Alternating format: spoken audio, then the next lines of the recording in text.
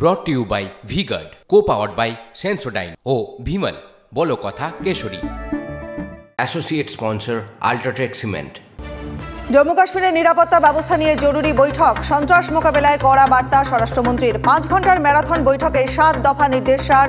উপত্যকায় জঙ্গিদের বিরুদ্ধে কড়া পদক্ষেপের ঘোষণা কেন্দ্রীয় স্বরাষ্ট্রমন্ত্রীর। অমরনাথ যাত্রায় বিশেষ সুরক্ষার বন্দোবস্ত কেন্দ্রের। উপত্যকার সব তীর্থস্থানে কড়া নজরদারির নির্দেশ, পুণ্যার্থীদের সব রকম সুরক্ষার নির্দেশ অমিত শাহ।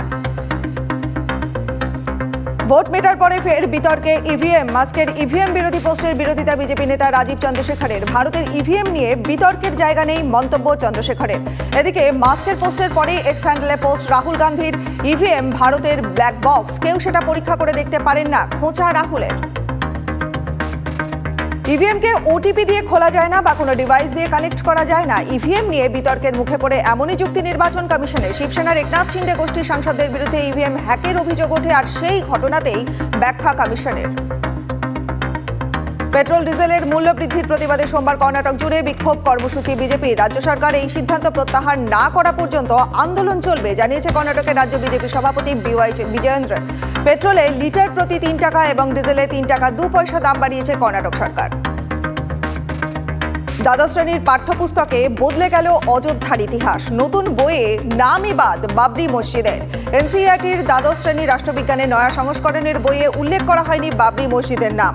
অযোধ্যার ইতিহাস অধ্যায়ের অনেকটাই কাটছাট। নয়া সংস্করণে বইয়ের উল্লেখে নেই আগের অনেক তথ্যের। বিষয়টি নিয়ে ইতিমধ্যেই শুরু হয়েছে বিতর্ক।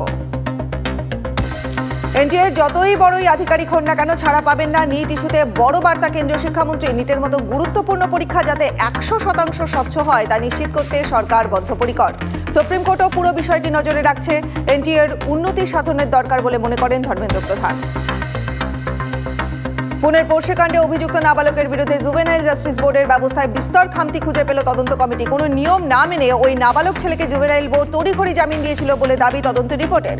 সেই রিপোর্টের ভিত্তিতে সরকার নিযুক্ত জেজেবির 2 সদস্যকে নোটিশ নারী ও শিশু কল্যাণ দপ্তরের। মহারাষ্ট্রের নাগপুরে ভয়াবহ পথ দুর্ঘটনা। কানহান নদীর সেতুতে নিয়ন্ত্রণ হারিয়ে অটোতে ধাক্কা বাসের। দুমড়ে মুচড়ে যাওয়া অটোতে ছিলেন ভারতীয় সেনার 8 জওয়ান। ঘটনাস্থলে মৃত্যু হয় 2 জনের। গুরুতর অবস্থায় হাসপাতালে ভর্তি অটো চালক সহ 7 জন। ঘটনার তদন্ত শুরু করেছে Maharashtra police. brought to you by V-Guard, co-powered by Sensodyne ও Bhimal বলো কথা Keshari. Associate sponsor Ultratech Cement।